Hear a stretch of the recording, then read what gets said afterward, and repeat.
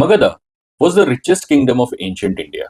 It had an army of hundred thousands, it had endless gold, and yet it fell to a teacher with grudge and a boy who had nothing to lose. Now, Dhananand here was the emperor of Nanda dynasty that ruled Magadha with brute force. There were high taxes, there was fear driven rule, there was power, but there was no loyalty. There was a lot of wealth.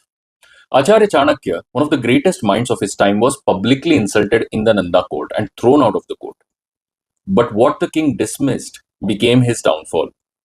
Now, Chanakya here vowed to free Magadha from Dhananand's oppressive rule. Chanakya here didn't look for another king to destroy Magadha. It was because Magadha was his own. Its people were his own people. What he yearned for, though, was a regime change. So he looked for potential and he found a young teenager, Chandragupta. He was fearless and sharp minded, and more so, he had love for justice. So he brought him under his wing. He invested in him all the knowledge of warfare, politics, strategy, justice.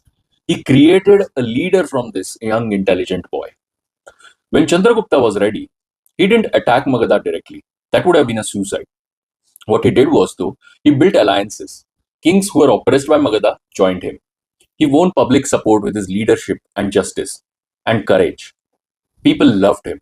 And then he began nibbling at the edges. Magadha's alliances were slowly bitten off. Its military outposts were captured.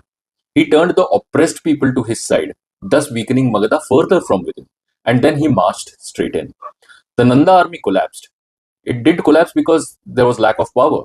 It collapsed because there was lack of belief in their own king.